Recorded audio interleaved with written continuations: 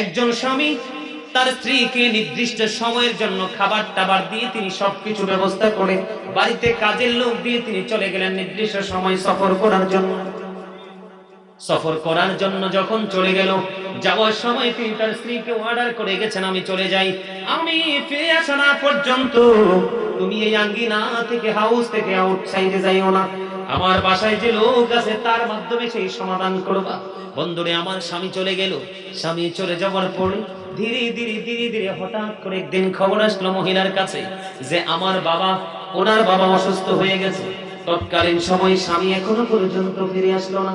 এবার আমার নবীজির কাছে খবর পাঠালেন তিনি যে তার বাবা অসুস্থ হয়ে গেছে। একদিকে তার বাবা অসুস্থ, আর একদিকে স্বামীর করা নির্দেশ দিয়ে গেছে যে আমি বাসায় না ফিরে পর্যন্ত তুমি ঘর থেকে বের হয়ো না। নবীজির কাছে যখন খবরটা পৌঁছে দিলেন, নবীজি জানিয়ে দিলেন তার স্বামী যতক্ষণ না পর্যন্ত বাড়ি ফিরে অনুমতি না দেবে ততক্ষণ পর্যন্ত তার বাবার মুখ দেখা তার জন্য উচিত হবে না। মেয়েটা আলহামদুলিল্লাহ বললেন, ওই মহিলা কি বললেন? আলহামদুলিল্লাহ বললেন। একদিকে স্বামীর নির্দেশ, আরেকদিকে নবীজির কাছ থেকে কোনো নির্দেশ তিনি পাননি।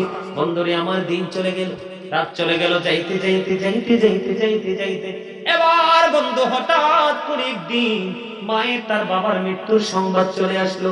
জানেন, কিন্তু বাবা মার কিছু হলে ছেলেদের চাইতে মেয়েরা বেশি পাগল হয়, মেয়েরা পাগল পারা হয়ে যায়। ও বন্ধু, তাদের কান্না থামানো যায় না, বাবা মার প্রতি অনেক বেশি মমতাময়ী হয় মেয়েরা। বন্ধুরে আমার, মেয়ে মানুষ কান্না থামাতে পারছে না, সহ্য করতে পারছে না। আবার পুনরায় তিনি নবীজির কাছে খবর পাঠালেন, ইয়া রাসূলুল্লাহ, ইয়া হাবিবাল্লাহ, নবী গো, বাবা তো পৃথিবী থেকে চিরতরে বিদায় হয়ে গেল, আমার বাবাকে আমি দেখতে যেতে চাই। নবীজির কাছে খবর পাঠালেন, উত্তর চাইলেন। আমার নবীজি প্রশ্ন করলো তার স্বামী কি ফিরে এসেছে? না না। নবীজি আবার বললেন, না না, স্বামী অনুমতি না দিলে তার যাওয়া উচিত হবে না। বন্ধু, একদিকে স্বামীর নির্দেশ, আরেকদিকে বন্ধু পর্দা, আরেকদিকে সরকারে মদিনা ইমামুল মুরসালিন, তিনি কোনো সঠিক উত্তর তিনি দেননি। এবার মেয়েটা আলহামদুলিল্লাহ বললেন। বাবার কাফন দাফন শেষ হয়ে গেল। বাবার কাফন দাফন যখন শেষ হয়ে গেল বন্ধু, রজনী যোগী আল্লাহ রাব্বুল আলামিন জিবরাইলের মাধ্যমে আমার নবীকে খবর জানিয়ে দিলেন। জিবরাইল এসে নবীকে সালাম দিলেন, ইয়া রাসূলুল্লাহ, ইয়া হাবিবাল্লাহ, নবী গো, ও প্রাণের নবী, আপনি ওই মেয়েটাকে খবরটা জানিয়ে দিবেন। আল্লাহ রাব্বুল আলামিন খবর জানিয়ে দিয়েছে, ওই মেয়েটা একদিকে আল্লাহর হাবিবের নির্দেশ, আরেকদিকে তার স্বামীর নির্দেশ, আরেকদিকে তার পর্দা, সবকিছু বিবেচনা করে সম্মান করে সে ধৈর্য ধারণ করেছে। বাবার মুখটা দেখতে যায়নি। আল্লাহ রাব্বুল আলামিন তার এই আচরণের জন্য খুশি হয়ে তার বাবাকে জান্নাতি করে দিয়েছে। আর জোরে জোরে বলেন না সুবহানাল্লাহ। ইয়া রাসূলুল্লাহ, ইয়া হাবিবাল্লাহ, ইয়া রাসূলুল্লাহ, শুনেছি হাদিসে, দেখিলে আপনাকে জীবনের গোড়া ঝরিয়া পড়ে, দিও গো দেখা দয়া করে, ইয়া রাসূলুল্লাহ, ইয়া রাসূলুল্লাহ, আসসালাতু ওয়াসসালামু আলাইকা ইয়া রাসূলুল্লাহ। জোরে জোরে বলুন আলহামদুলিল্লাহ। বলে, হুজুর, বউকে অনেক অনেক শাসন করি, অনেকবার রাখি তাকে, অনেক চেষ্টা করি পর্দা রাখার জন্য, সে তো আমার কথা শোনে না। কোন বিবি যদি স্বামীর কথা না শোনে, এটা বন্ধু বেঁচে থেকে এবং মৃত্যুর মধ্যে কোনো ফায়সালা নেই, কোনো ফায়দা নাই। তুমি যদি একান্তই মনে করো সে কথা শোনে না, কন্ট্রোলিং এর বাইরে চলে গেছে। আল্লাহর হাবিব বলেছেন, নারী পুরুষের জন্য 4টা বিয়ে বৈধ। কয়টা? আরো জোরে, কয়টা? 4টা। একটার কথা সবার পরে আসছে। একটার কথা কখন আসছে? সবার পরে। আগে আসছে 4টার কথা। যদি কথা না শোনে, আপনি তাকে সসম্মানে তার মোহরানা দিয়ে তাকে বাংলাদেশি আইন অনুযায়ী তাকে ছেড়ে দিবেন, তালাক দিয়ে দিবেন। নতুন ধার্মিক দেখে বউ ঘরে তুলে নিয়ে আসবে। ঠিক না বেঠি? আমার জান্নাতে যদি যেতে চাও তাহলে প্রাণ খুলে রাসূলকে ভালোবাসো। আল্লাহ বলেছেন মাইয়ুতি'র রাসূলা ফাকাদ আতাল্লাহ, হি হু ওবিস দা এক্সটেল ওবিস আল্লাহ। যেই ব্যক্তি রাসূলের নির্দেশ মানলো সে যেন আল্লাহর নির্দেশ মানলো। জোরে জোরে সুবহানাল্লাহ, আর জোরে বলুন না সুবহানাল্লাহ। বন্ধু, এই হোমনাম ঘাড় মোড়া গ্রামের মানুষ, হৃদয় খুলে শোনো বন্ধু, কৃপণ হইও না, বকিল হইও না। আজকে কেন যাও রে ঘুমাইতে? রাসূলকে একজন এক ব্যক্তি এসে প্রশ্ন করলো, ইয়া রাসূলুল্লাহ, কিয়ামত কখন হবে গো? আমার নবী ডাক দিয়ে বললেন, তুমি কিয়ামতের দিনের জন্য কি প্রস্তুতি নিয়েছো? ইয়া রাসূলুল্লাহ, ইয়া হাবিবাল্লাহ, নবী নবী গো, কিয়ামতের দিনের জন্য কোনো প্রস্তুতি নিতে পারিনি, তবে আল্লাহ এবং আল্লাহর হাবিবকে প্রাণ ভরে ভালোবাসি। আমার নবী বললেন, তুমি যাকে ভালোবাসো তার সাথেই তুমি থাকবা। আর কিছু লাগে? আর কিছু লাগে? কথা বলেন, লাগে?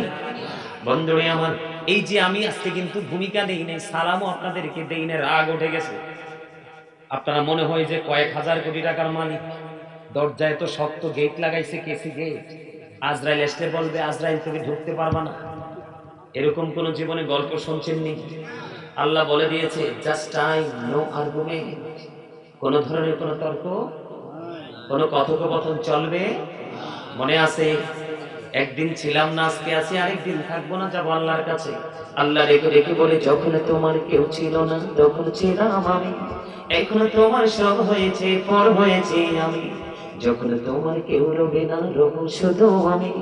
আমার কাছে আসতে হবে, মনে রেখো তুমি। তোরা চাসনি কিছু, তোরা চাসনি কিছু কারো কাছে খোদার মদত ছাড়া, অন্যের ওপর ভরসা ছেড়ে নিজের পায়ে দাঁড়া। বুঝছেন কিছু? ব্যাখ্যা অনেক লম্বা। পদ্মা মেঘনা যমুনার তীরে কত ঢেউ চলে যায়, আসে না তো ফিরে।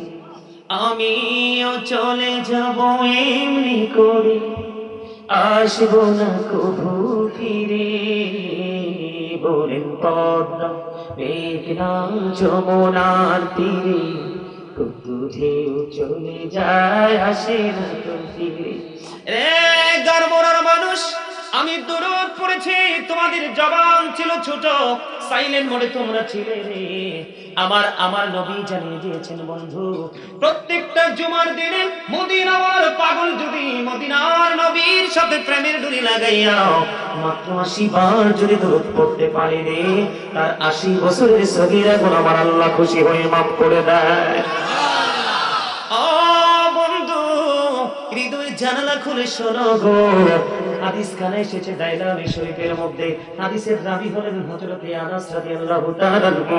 তিনি বলে দিয়েছেন, কেউ যদি মদিনার নবীর সাথে প্রেমের ডোরি লাগাইয়া প্রতিদিন 1000 বার যদি দরুদ পড়তে পারে রে, সে জান্নাত না দেখা পর্যন্ত তার মরণ হবে না।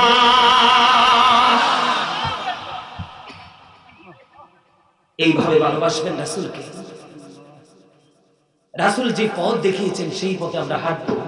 কেউ যদি হাঁটতে না জানে তাকে হাঁটা শিখাবো, কারণ আমি যখন তাকে হাঁটা শিখাবো সেখান থেকে বেনিফিট কিন্তু আমি প্রতিনিয়ত পাবো। ঠিক কিনা বলেন? আরো জোরে। সে পাওয়ার প্রত্যাশা আমাদের আছে, আছে না? অবশ্যই আছে। মনে রাখবেন, জীবনটা একবারের জন্য, একবার চলে গেলে আর ফিরে আসবো। এখনকার আগেরকার ওনাদের জামানায় আমরাও ছোট থাকতে দেখেছি আপনজনের কবরে জাগ বেদি মানুষ জিয়ারত করেছে, করেন নাই? কিন্তু দিন যত সামনের দিকে যাচ্ছে ততই ভেদাত শব্দ বের হয়ে আসছে। আল্লাহর হাবিব যদি গভীর রজনীতে জান্নাতুল বাকিতে গিয়ে জিয়ারত করতে পারে, আপনি আমি কি করতে পারি না?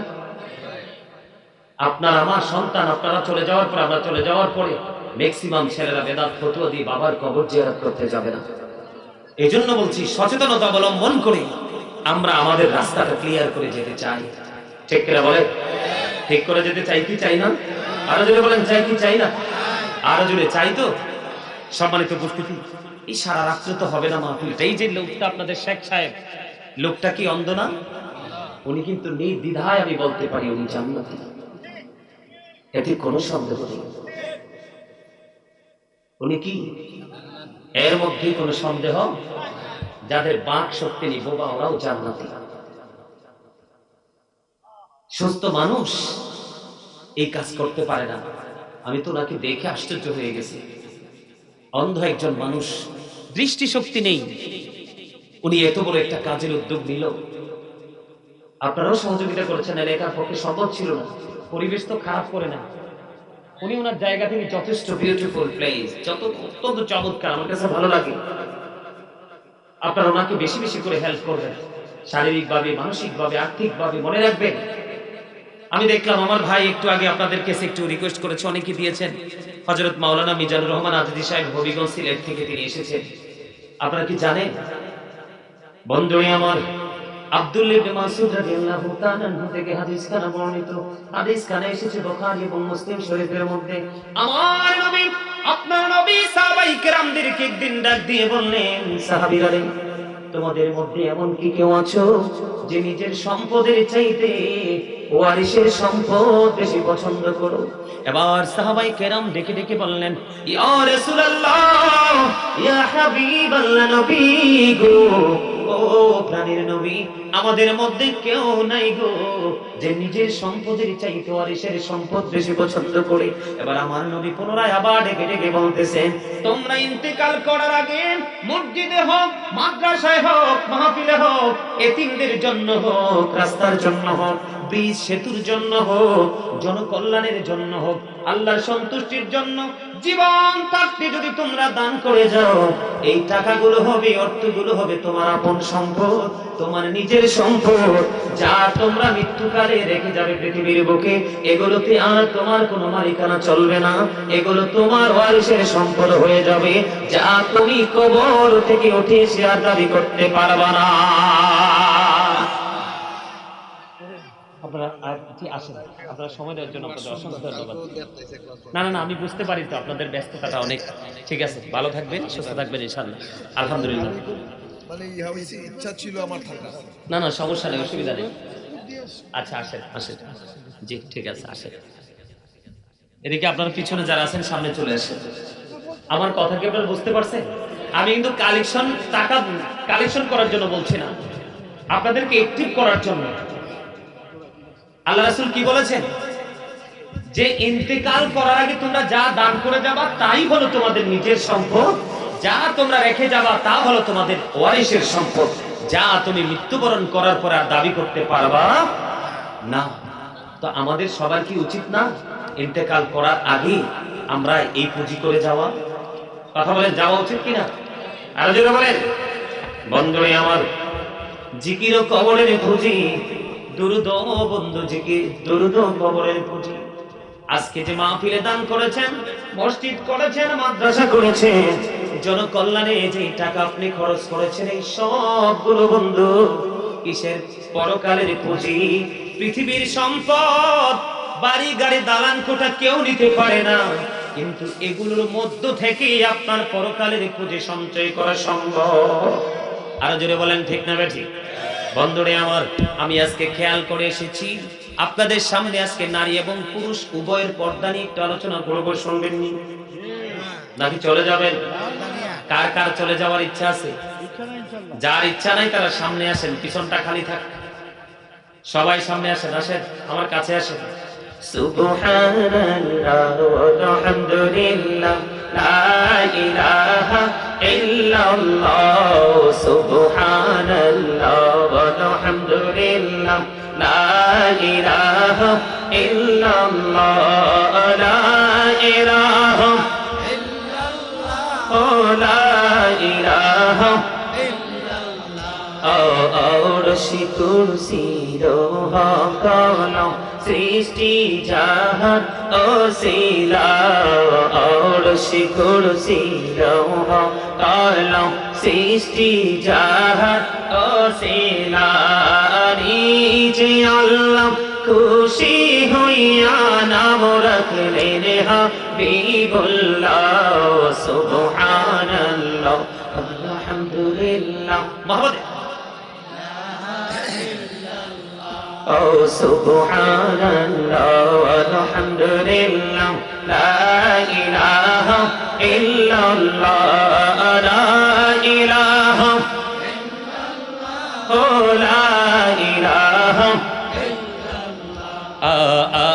আরশে কুরসি লৌহ কলম সৃষ্টি জাহান ও সিলা আরশে কুরসি লৌহ কলম সৃষ্টি জাহান ও সিলা নিজে আল্লাহ খুশি হইয়া নাম রাখলেন হাবিবুল্লাহ সুবহানাল্লাহ মোহাম্মদে লা ইলাহা ইল্লাল্লাহ মুহাম্মাদুর রাসূলুল্লাহ সাল্লাল্লাহু আলাইহি ওয়াসাল্লাম। আলহামদুলিল্লাহ বলেন। মসজিদে মুসল্লি কম হয়, মাহফিলে প্রকৃত মুসল্লির সংখ্যা কম হয়, ভালো কাজের জন্য ডাকলে ওই মানুষ খুঁজে পাওয়াই যায় না। যেই মানুষগুলো এতগুলো মানুষের মধ্যখান থেকে বের হয়ে আসে, ওই মানুষগুলোর জন্য অধীর আগ্রহে আছে জান্নাত। তারও আগে আগ্রহে আছে আপনার আমার প্রাণের নবী রিসিভ করার জন্য।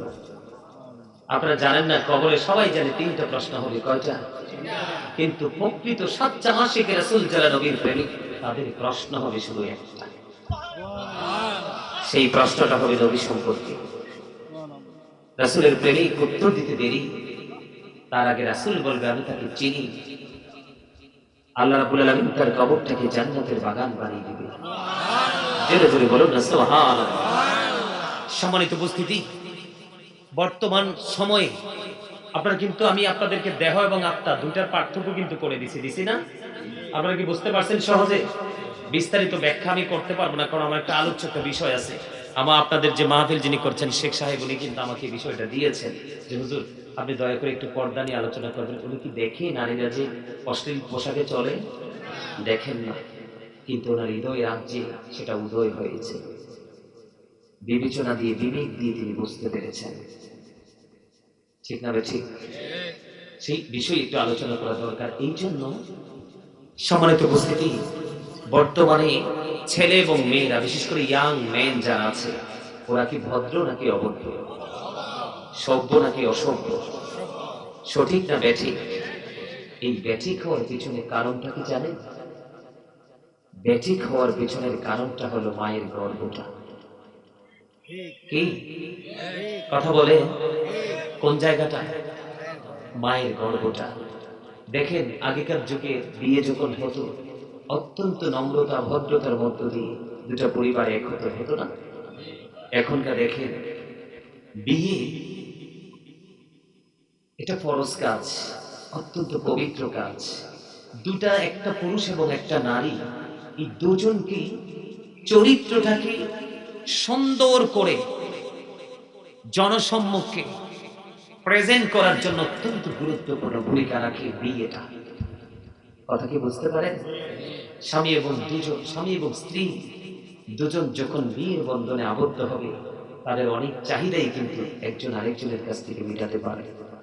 আর এই মেটাইতে পারার কারণে তাদের দৃষ্টিটা নিম্নগামী হয়ে থাকে। কারণ চোখ যখন এলোমেলো দিকে তাকায়, নষ্ট জিনিস চোখের মণিকোঠায় বন্দী হয় না? এখান থেকে ট্রান্সফার হয়ে এটা আপনার হৃদয়ে বসবাস করে। নোংরামিটা চোখের দৃষ্টির মাধ্যমে কোথায় ফাইনালি আসে? হৃদয়ে চলে আসে।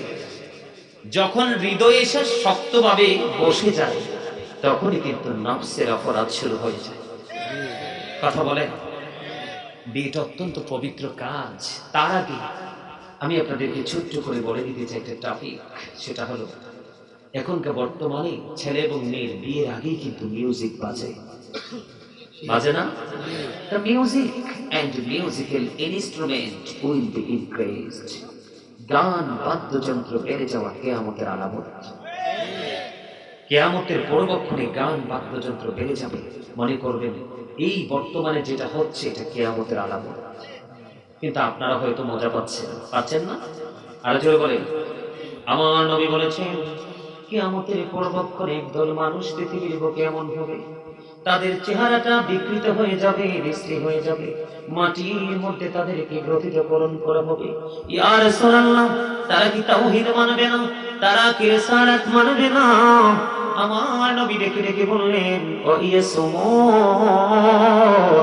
তারা রোজা রাখবে, ও ইয়াহুজ্জুন, তারা হজ করবে, ওয়া ইউসাল্লুন, তারা নামাজ পড়বে ইয়া রাসূলুল্লাহ, তারপরেও কি তাদের এই সাজাটা বহাল থাকবে গো নবী?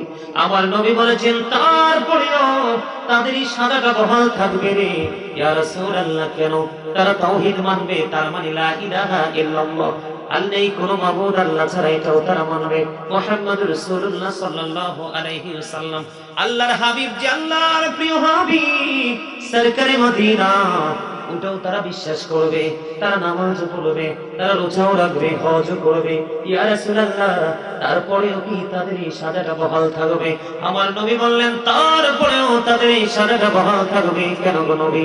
তারা সমাজের মধ্যে গানের আসর বসাবে, মদের আসর বসাবে, গান বাদ্যযন্ত্র বাজাবে, জোরে জোরে কন্যা নাউজুবিল্লাহ। তাহলে নামাজ পড়লে লাভ হইবনি, রোজা রাখলে লাভ হবে না। আমার নবী শিউর করে দিয়ে হজও করবে, রোজাও করবে, হজও করবে, তারপরেও তাদের এই সাজাটা বহাল থাকবে। কারণ অসৎ শব্দ দ্বারা তারা কি করবে? গান, কবি গান রাইটার গান লিখে দেবে, এটার সাথে মিউজিক যুক্ত করে তারা গানটা পরিবেশন করবে, আর এই শব্দের তালে তালে মানুষের মধ্যে নোংরামি তৈরি হবে। ঠিক কিনা বলে? আমার নবী বলেছেন মাঠে পানি দিলে যেমনি মাঠে ফসল জন্ম হয়, তেমনি ভাবে গান মানুষের মনের গড়ে তেমনি নোংরামি তৈরি করে। গানের আসরে যায় পাপী লোকেরা, কারা? কান লাগাইয়া গান শুনে ফাসিকেরা, আর গান থেকে মজা নেওয়া কুফরির অন্তর্ভুক্ত। অনেকে গানটা শোনার পরে বলে ভেরি নাইস, ঠিক কিনা বলে? তার মানে উনি মজা পেয়েছে, কুফরি করে ফেললো।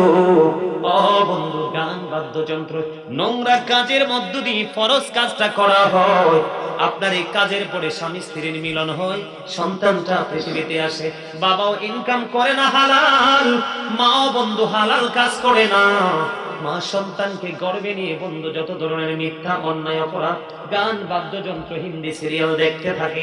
আপনারা জানেন না মায়ের উদর থেকে বাচ্চাটা পুরোপুরি ট্রেনিং নিয়ে পৃথিবীর বুকে কদমটা বাড়ায়। নারী এতটা সম্মানের জিনিস, আমার নবী আসার পরে নারীদের ইজ্জত এত বেশি বাড়িয়ে দিয়েছে, নারীকে মা বানিয়ে দিয়েছে। সুবহানাল্লাহ। তাদেরকে কি বানিয়ে দিয়েছে? মা বানিয়ে দিয়েছে। মা শব্দটা তো মধুর। আমার নবীকে যখন প্রশ্ন করা হলো ইয়া রাসূলুল্লাহ, আমার কাছ থেকে সবচেয়ে বেশি উত্তম আচরণ পাওয়ার হক কার বেশি? আমার নবী বললেন ক্বালা উম্মুকা, তোমার মা, ইউর মাদার। ক্বালা সুম্মা মান, তারপরে কি? ক্বালা উম্মুকা ইউর মাদার, তোমার মা। ক্বালা সুম্মা মান, তারপরে কি? রাসূল বললেন ক্বালা উম্মুকা, তোমার মা। তারপরে আবার প্রশ্ন করলেন ক্বালা সুম্মা মান, তারপরে কি? রাসূল বললেন ক্বালা আবুকা, তোমার বাবা। তাহলে নারী সম্মান দিছে কি দিছে না? মা বানিয়েছে, বউ বানিয়েছে, ঠিক কিনা বলেন? বন্ধু, এখানে আসার কারণ হলো প্রথম আল্লাহ আদম সফিউল্লাহকে বানালেন। আদম আলাইহিস সালাম জান্নাতে ঘুমন্ত। তোমাদের তো কথা কিসের? যাও পিছনে যাও, এটা আমার তামাশার জায়গা না। দাদা, আপনি জানেন না, এখানে যদি 1 লক্ষ মানুষ থাকতো, আমি সবাইকে আমার কন্ট্রোলে আনতাম, তারপর আমি ওয়াজে ঢুকতাম। আমি সেই গাজী সুলাইমান। আপনি দিক দিয়ে কথা বলবেন, ওদিক দিয়ে ডান্স করবেন, আর আমি ওয়াজ করবো। এটা তো ইসলামের শিক্ষা নয়। এখানে থাকতে হবে 100% আদব এবং মনোযোগ। এই গ্রামের সবাই কি জান্নাতি? একজন নিশ্চয়ই আছে জান্নাতি, আর ওই জান্নাতির কারণে গ্রামটা সুস্থ থাকবে। জানেন কিছু? আল্লাহ ভালোবাসার জন্য সব করে। আল্লাহ বলছেন আমি আমার নিজের জন্য নিজের কিছু করতে আমি সংশয় করি না, কিন্তু মুমিনের ক্ষেত্রে আমি সংশয় করি। সুবহানাল্লাহ। মুমিনের ক্ষেত্রে আমি আল্লাহর কি হয়, সংশয় থাকে আমার মধ্যে। আমার প্রিয় বান্দা চায় না মরতে, আর আমি চাই না আমার বান্দা পৃথিবীতে বেঁচে থেকে কষ্ট পায়। এই জন্য আমি তাকে আমার কাছে নিয়ে এসে পরম যত্নে রেখে দিই। প্রিয় ব্যক্তিদের দাম আল্লাহর কাছে এত বেশি। যুবক, তোমরা তো জানো না, তারপরে এত আমি বলছিলাম নাই, তোমরা অনেক যুবক দেখতে পাচ্ছি। আমি তোমাদেরকে বলবো ইউ আর ভেরি লাকি। কেন? কাল হাসরের দিন আল্লাহর আরশ ছাড়া কোনো কিছু থাকবে না। সেদিন আল্লাহ রাব্বুল আলামিন ইয়াং মেন যারা যৌবনকালে মসজিদের দিকে ছুটে গিয়েছিল, কোন আলেমকে ভালোবেসে সম্মান করে সালাম দিয়েছিল, মাহফিলে হুজুর আসবে তার আলোচনা শুনবো ভালোবাসা নিয়ে বসেছিল, আর এইগুলো শুনে শুনে বাস্তবায়ন করেছিল। আল্লাহ বলেছে, হাবিব আপনি জানিয়ে দেন ইয়াং মেনদের জন্য আমি আমার আরশের নিচে একটা কোটা খালি রেখেছি। আর মুরব্বীরা, আল্লাহ নিজেই বলেছেন দাড়ি পাকা মুরব্বীদেরকে আল্লাহর জাহান্নামে দিতে আল্লাহর শরম লাগে। মুরব্বীদের দাম এত বেশি, চুল পেকে গেছে, দাড়ি পেকে গেছে, ভালো করে খাইতে পারে না, কিন্তু হাইয়া আলাইহিস সালাম বললে মসজিদে একজন আলেমের নাম শুনলে তার কাছাকাছি গিয়ে বসে আলোচনা শুনতে চায়। আমি যখন মাহফিলে যাই, যুবকদের চাইতে বেশি মুসাফা করতে দৌড়ে ছুটে আসে আলেম মুরব্বীগুলো। এটা প্রেম ছাড়া কিছুই না, ভালোবাসা ছাড়া কিছুই না। ভালোবাসতে শিখো, দেখবা পৃথিবী কত সুন্দর। মানুষ বলে পৃথিবী নোংরা হয়ে গেছে, কিন্তু আমার কাছে মনে হয় পৃথিবীটা এত সুন্দর। আল্লাহকে সবসময় বলি, আল্লাহ আমার হায়াতটা লম্বা করে দিন, কারণ মরে গেলে তো আর ওয়াজ টাজ করতে পারবো না। ওয়াজ করতে আমার অনেক ভালো লাগে, আলোচনা করতে অনেক বেশি ভালো লাগে। যখন কোরআন হাদিস নিয়ে বসি, কোরআন হাদিস নিয়ে বসলে অনেক সময় দেখা যায় সকালের খাবারের টাইম শেষ হয়ে গেছে, ঘড়ির দিকে তাকাই দেখি 12টা, এখনো কিতাব দেখা শেষ হয় না। এগুলো প্রেম। মুমিনের শিক্ষা অর্জন করার, ইলম অর্জন করার স্বাদ কোথায় গিয়ে মিটবে, কোথায় গিয়ে শেষ হবে জানো? যতক্ষণ না পর্যন্ত যে জান্নাতে না পৌঁছাবে, ততক্ষণ পর্যন্ত তার ইলম অর্জন করার স্বাদ মিটবে না।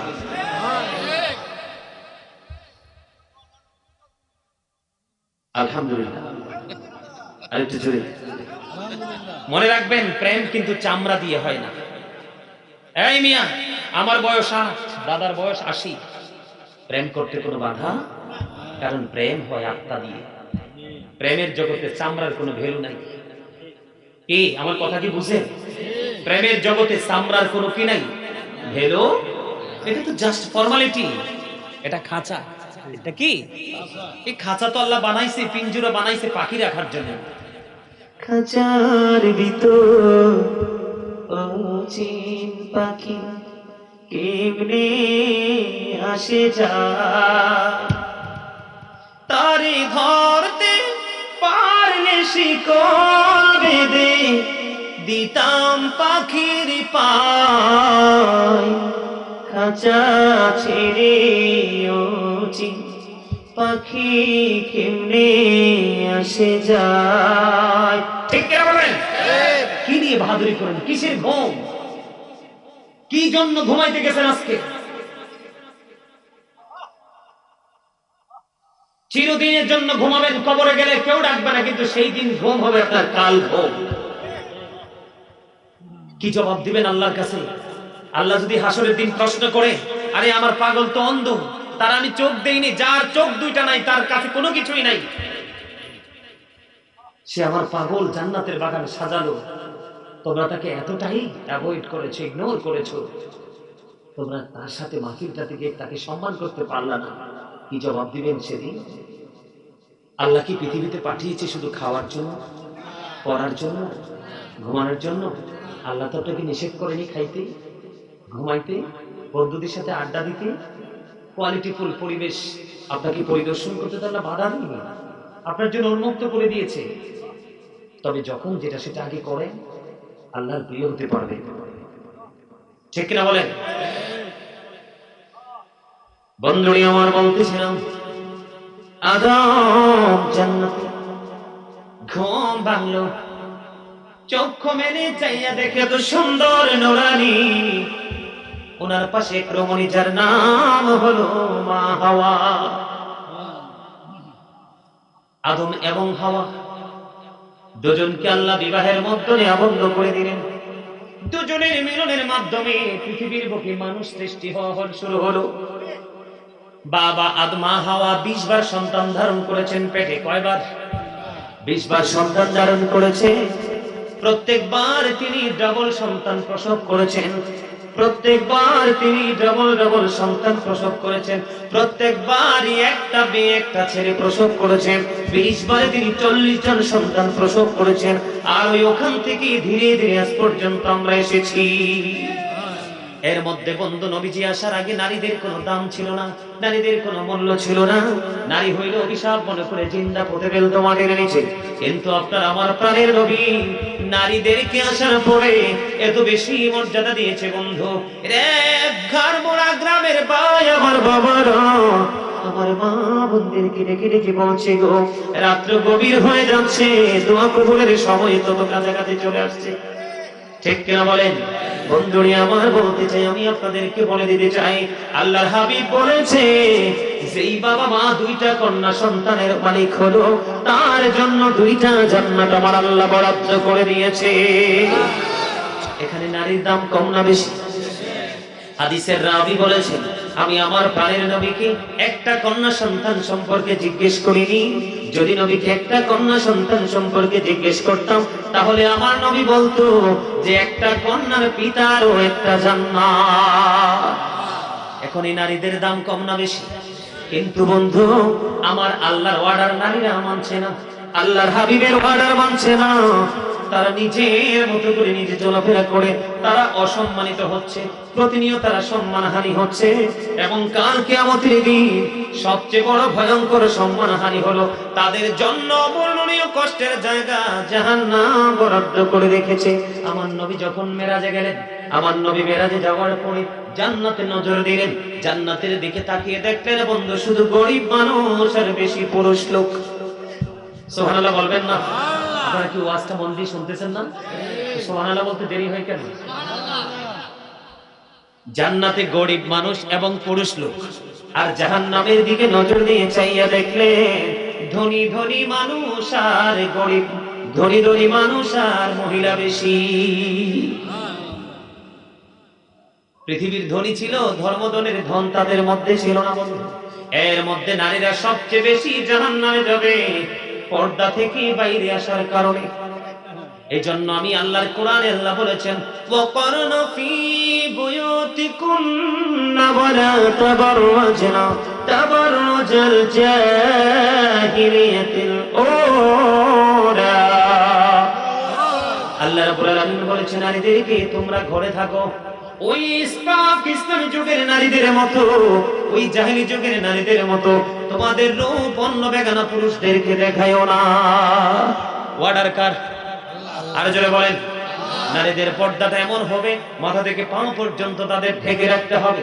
মাথা পর্যন্ত পা পর্যন্ত ঢেকে রেখে তারা গোটা পৃথিবী ভ্রমণ করতে পারবে, কোনো অসুবিধা নেই। তবে শর্ত হলো তিনটা, তারা একা একা ভ্রমণ করতে পারবে না, কারণ নারী ঘর থেকে বের হইলেই অনিরাপদ। বর্তমান যুগে আরো বেশি অনিরাপদ। ঠিক কিনা বলে? টিভিতে খবরে দেখেন কিনা, এই বাড়ি থেকে ওই বাড়ি গিয়েছে, নারী ধর্ষণের শিকার হয়েছে। আমি কি ভুল বলছি? এগুলো দেখায় কিনা টিভিতে? প্র্যাকটিক্যালি খবর শোনেন কি শোনেন না? এই জন্য বন্ধু নারীরা ঘর থেকে বের হলে তিনটা পুরুষ লাগবে।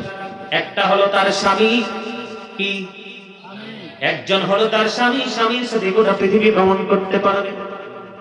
আরেকটা হলো যোগ্যতার সন্তান, যেই সন্তান আগুন পানি ভালো মন্দ সব বোঝার ক্ষমতা আছে, ওই রকম সন্তান। আরেকটা হলো তার জন্মদাতা পিতা। এই তিনটা পুরুষ ছাড়া নারী যদি সীমানার বাইরে যায় তার জন্য হারাম। কারণ নারীরা, আল্লাহর হাবিব বলেছেন, নারী হচ্ছে গোপনীয় জীব। কি? নারী হলো গোপনীয় জীব। তারা যতক্ষণ পর্যন্ত ঘরের ভিতরে থাকবে, পর্দার ভিতরে থাকবে, তাদের সম্মান মানুষের এত বেশি, তাদের প্রতি আকর্ষণ, সম্মানজনক আকর্ষণ থাকবে, যেমনি মানুষের গোলাপের বাগানের শ্রেষ্ঠ গোলাপের প্রতি থাকে। কথা বলেন না কেন? আপনারা প্র্যাকটিক্যালি বলেন, আপনাদের এই এলাকায় কি ভদ্র আমার মা বোন আছে না? তাদের সম্পর্কে মানুষ কতটা সম্মান দিয়ে কথা বলে, কিন্তু যেটা রাস্তাঘাটে চলাফেরা করে মানুষ বলে এটার নামটাই মনে করো না, এটা দায়ুস হয়ে গেছে। বলে কি বলে না? আমার নবী বলেছে, মা ও মা, আমার বাবারা, আমার ভাই বোনেরা, বিশেষ করে আমার মা বোনদেরকে ডেকে ডেকে বলছি গো, এই হোমনা গার বলার আমার মা বোনেরা সবাইকে বলছি, হৃদয় করে শোনো, আজকে ঘুমায়ও না। আমার নবী বলেছেন, নারীরা হলো গোপনীয় জীব। তারা যতক্ষণ পর্যন্ত পর্দায় থাকবে তাদের সম্মান থাকবে আকাশচুম্বী, কিন্তু যখন তারা ঘর থেকে বের হয়ে যাবে, পর্দা থেকে তারা বের হয়ে যাবে, তখন শয়তান তাদেরকে দেখলে উকি ঝুঁকি দিবে। জোরে জোরে বলেন না নাউজুবিল্লাহ, আর জোরে বলেন না নাউজুবিল্লাহ। বন্ধুরে আমার নবী, আপনার নবী সরকারে মদিনা, দেখেন নারীদের পর্দাটা কতটা সেনসিটিভ ভাবে করতে হবে বন্ধু। হযরত উম্মে সালমা রাদিয়াল্লাহু তাআলা আনহা থেকে হাদিস কানা বর্ণিত, তিনি বললেন মাইমুনা সহ আমি নবীজির দরবারে উপস্থিত ছিলাম, এমন সময় দেখতে পেলাম উম্মে মাকতুমের পুত্র আব্দুল্লাহ নবীজির রওজার দিকে নবীজির দিকে আসছে। এবার আমার নবীজি ডেকে ডেকে বললেন, তোমরা এখান থেকে আত্মগোপন করো, তার মানে তোমরা এখান থেকে প্রস্থান করো, চলে যাও। ইয়া রাসূলুল্লাহ, ইয়া হাবিবাল্লাহ, নবী গো, ও প্রাণের নবী, ওই আব্দুল্লাহ তো অন্ধ গো নবী।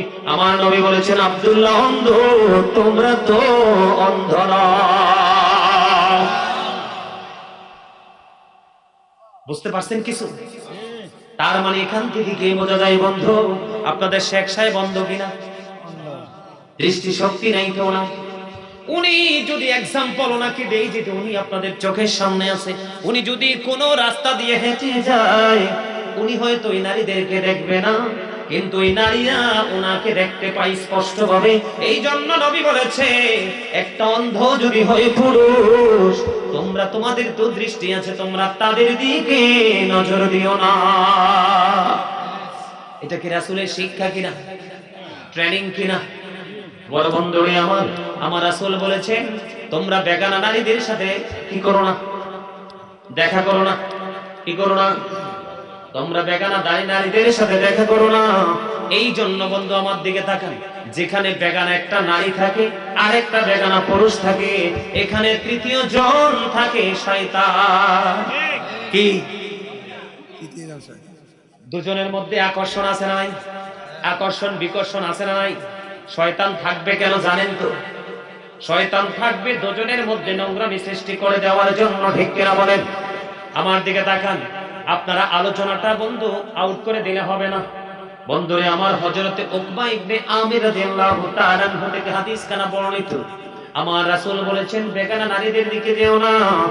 তখন একজন জনৈক সাহাবী প্রশ্ন করলেন, ইয়া রাসূলুল্লাহ, ইয়া হাবিবাল্লাহ, নবী গো, ও প্রাণের নবী, দেবর সম্পর্কে আপনার মন্তব্য কি? আপনারা আমার কথা বুঝেননি?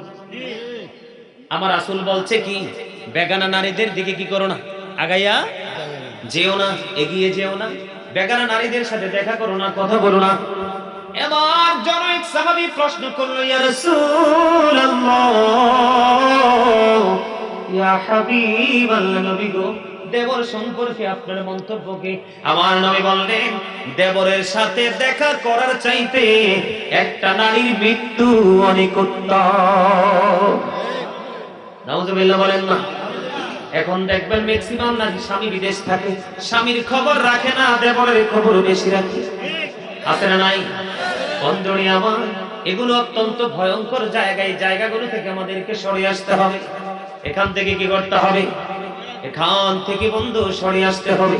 আল্লাহর হাবিব সরকারে মদিনা হযরত আবু হুরায়রা রাদিয়াল্লাহু তাআলা আনহু থেকে হাদিস বর্ণিত, তিনি বলেছেন আমার নবী জানিয়ে দিয়েছে দুই ধরনের, দুই শ্রেণীর মানুষ জাহান্নামী। কয় শ্রেণী? আরো জোরে বলেন। দুই শ্রেণীর মানুষ জাহান্নামী। এক শ্রেণীর মানুষ আমরা বর্তমানে তাদেরকে বলি সন্ত্রাস। বাংলাদেশে কি বলে? সন্ত্রাস। তাদের হাতে চাবুক থাকবে, কি করবে? তাদের হাতে চাবুক থাকবে, প্রয়োজনে অপ্রয়োজনে তাদের স্বার্থে আঘাত লাগলে তারা মানুষকে পিটাবে, মারবে। ওরা জাহান্নামী, যাদেরকে আমি দেখিনি। নবী বলেছেন যাদেরকে আমি দেখিনি। দুই নাম্বারটা হলো এমন নারী যারা পোশাক পরার পরেও তাদের অঙ্গটা দেখা যাবে। এখনকার নারীরা যে পোশাক পরে, দেখবেন ম্যাক্সিমাম নারীরা পোশাক পরার পরে তাদের শরীর দেখা যায় কি যায় না? বিশেষ করে মাথায় যে ওড়নাটা পেঁচায়, ওড়নাটা একেবারেই টিস্যু কাপড়। আপনার ওড়না পেঁচাইছি ঠিকই, ওড়নার ভিতর দিয়ে সব দেখা যায়। ও বন্ধু, এদেরকে রাসূল বলেছেন উলঙ্গিনী, তারা পোশাক পরিহিত নারী নয়। এরাই পোশাক কেন পরে? নবী বললেন তারা আরেকজন পুরুষের দৃষ্টি কাড়ার জন্য, তারা বেগানা পুরুষের দৃষ্টি আকর্ষিত হওয়ার জন্য। আমার নবী বলেছেন তাদের ঠিকানা হবে জাহান্নাম। আরো জোরে বলে, তাদের ঠিকানা হবে কোথায়? বন্ধুরে আমার, আরো কিছু লোক আছে যাদেরকে আল্লাহ রাব্বুল আলামিন জাহান্নামী বলে ঘোষণা দিয়েছেন। আল্লাহর হাবিব আমাদেরকে জানিয়ে দিয়েছেন, এর মধ্যে এক দল হলো বন্ধু যারা মদ পান করে। আছে না নাই? মদ পান করে যারা আছে না নাই? মদ কি হারাম না হালাল? আল্লাহ বলেছেন, ইন্নামাল খামরু ওয়াল মাইসিরু ওয়াল আনসাবু ওয়াল আজলামু রিজসুম মিন আমালিশ শাইতান। মদ, জুয়া, মূর্তি, ভাগ্য গণনা এগুলো ভিন্ন বস্তু, শয়তানের কাজ। আর কাজ আল্লাহর হাবিব সরকার মদিনা তিনি বলেছেন, হযরত ইমাম আজম আবু হানিফা রাহমাতুল্লাহি আলাইহি তিনি বলেছেন, তোমরা যদি দেখো কোন মানুষ মদ পান করে, কি করে? তোমরা যদি দেখো কোন মানুষ মদ পান করে, তাকে তোমরা কম পক্ষে 80টা দৌড়া মারো। কয়টা? বলে হুজুর কেন গো 80টা দৌড়া মারার কথা নবী এই কারণে বলেছেন, যখন মানুষ নেশা জাতীয় দ্রব্য কি করে খায় অথবা ড্রিঙ্ক করে, করার পরে কিন্তু তার সেন্সলেস হয়ে যায়, ঠিক কিনা বলেন? তার বিবেকটা কিন্তু লোপ পায়, এটার কিন্তু কোনো কাজ করে না, তখনই সে নোংরা কাজে লিপ্ত হয়। এই জন্য বন্ধু এবার হোম না গার মোরার আমার যুবক ভাইদেরকে বলবো রে, আমার নবী বলেছেন আরেক শ্রেণীর মানুষ হলো, এক শ্রেণী গেল, আরেক শ্রেণীর মানুষ হলো ওই পুরুষ যে তার বিবিকে অন্য পুরুষের সাথে কথা বলতে দেখেও ডাক দেয় না, কি করে না? ডাক দেয় না, শাসন করে না, তাকে প্রহার করে না। বন্ধু ওই সমস্ত পুরুষগুলোকে আল্লাহ ক্ষমা করবে না, কারণ স্বামী যদি তার স্ত্রীকে কন্ট্রোলে রাখে রে, কোনদিন স্ত্রী বিপদে হাঁটতে সাহস পাবে না। দুইতে আরেকটা হলো বন্ধু যাকে বলা হয় মর্দা মহিলা। কি মহিলা? যাকে বলা হয় মর্দা মহিলা। মর্দা মহিলা মানে বুঝেননি? মর্দা মহিলা হলো যদিও সে নারী কিন্তু সে চলবে পুরুষের মতো, আছে না নাই? পুরুষের মতো শার্ট পরে, টি শার্ট পরে, গেঞ্জি পরে, পুরুষরা যে প্যান্ট পরে, ভারী প্যান্টটা পরে, তার চলাচল পুরুষের মতো, তার নাম হলো মর্দা। আল্লাহ রাসূল বলেছেন এটাকে বলা হয় মর্দা মহিলা। ওই মহিলার কোনো ক্ষমা নেই, জান্নাতে যেতে পারবে না বন্ধু। ওই মহিলা আল্লাহ রাব্বুল আলামিন ওই মর্দা মহিলার জন্য খাবার বরাদ্দ রাখছে, বলবনি? মর্দা মহিলার জন্য কি খাবার রাখছে? একটা খাবারের নাম হলো বন্ধু জাক্কুম, যেটা কোরআনে এসেছে। এই জাক্কুমটা এত ভয়ঙ্কর, এই বর্তমানে এই হোমনা গারমোরার জমিনে যদি একটা ফোঁটাই মাঠটার মধ্যে পড়ে বন্ধু, কিয়ামত পর্যন্ত গোটা পৃথিবীর মাটিটা বিষাক্ত হয়ে থেকে যাবে। কিয়ামত পর্যন্ত কোনো শস্য মাটিতে উৎপাদন করা সম্ভব হবে না। আওয়াজ তোলে বলেন না নাউজুবিল্লাহ। এক নাম্বার খাবার, এটা দাঁতের কাছে, মুখের কাছে আনতে দেরি বন্ধু, দাঁতগুলো খসে পড়ে যাবে। পেটের মধ্যে একটা সরিষার আংশা পরিমাণ ঢুকতে দেরি, সব কিছু ভিতর দিয়ে লিকুইড হয়ে বের হয়ে যাবে। এরে যুবকের দল, ওই যে বলেছি লা ইয়ামুতু, মরতে পারবা না, ফিহা ওয়ালা ইয়াহইয়া, বাঁচতেও পারবা না, ওমা হুয়া হাবি গায়বিন, সেখান থেকে পালাতেও পারবা না। কোথায় যাবে রে যুবক? অল্প কয়দিন সময়ের জন্য কেন রে নোংরামি করছো? কোরআন হাদিসের অর্ডার গুলো মানছো না। হাদিস শরীফের মধ্যে এসেছে একটা খাবারের নাম, সেটার নাম হলো তিনাতুল খাবার। ইয়া রাসূলুল্লাহ, ইয়া হাবিবাল্লাহ, নবী গো এই তিনাতুল খাবারটা কি গো নবী? আমার নবী বললেন এই তিনাতুল খাবারটা হলো আরেকটা জাহান্নামের নিংড়ানো রক্ত, পুঁজ অথবা ঘাম।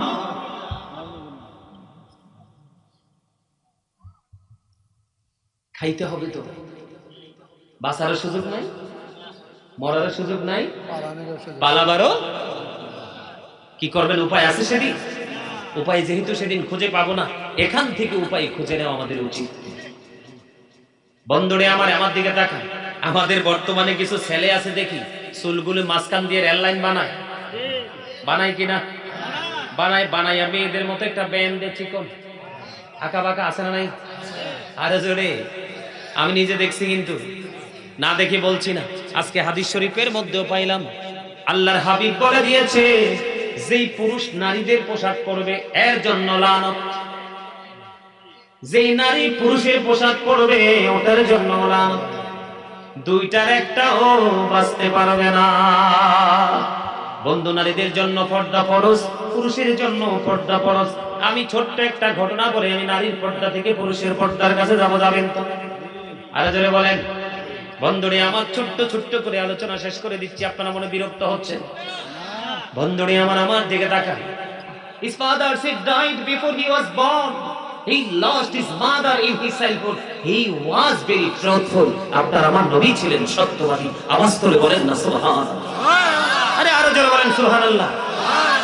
আল্লাহ রাব্বুল আলামিন আপনাকে আমাকে পৃথিবীতে কি জন্য পাঠিয়েছে? দাওয়াত খাওয়ার জন্য? চা দোকানে বসে বসে অপ্রাসঙ্গিক কথা বলার জন্য? বন্ধুদের সাথে অগ্রহণযোগ্য কথা দিয়ে আড্ডায় সময় টাইম পাস করার জন্য? নো। আল্লাহ রাব্বুল আলামিন বলেছেন, এই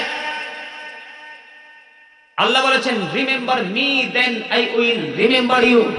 আল্লাহ বলেছেন, ফাযকুরুনি আযকুরুকুম। Remember me then I will remember you. তোমরা আমাকে স্মরণ করো, আমি তোমাদেরকে স্মরণ করব। আপনাকে আমাকে আল্লাহ পাঠিয়েছেন আল্লাহর জিকির করার জন্য। জিকির হলো কি? স্মরণ করা। কি করা? সুবহানাল্লাহ বলছেন, জিকির। আলহামদুলিল্লাহ বলছেন, জিকির।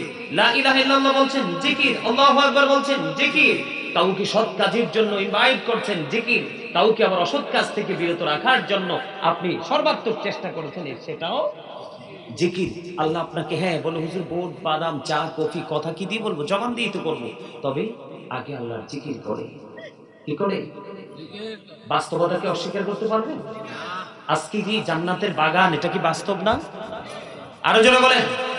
আপনাদের শেখ সাহেব যিনি অন্ধ লোক, আজকে কয় বছর যাবত তিনি ট্রাই করতেছেন আমাকে আনার জন্য।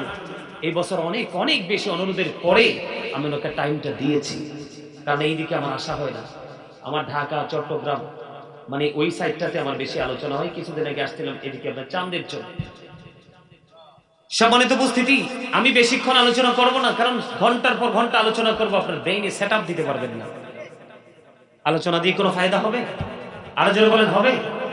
ওই যে উনি আমাদের কি আজকে মেয়র সাহেব, প্রধান অতিথি নজরুল ইসলাম মেয়র সাহেব, হোমনা পৌরসভা কুমিল্লা, উনি অত্যন্ত চমৎকার একটা কথা বলেছেন।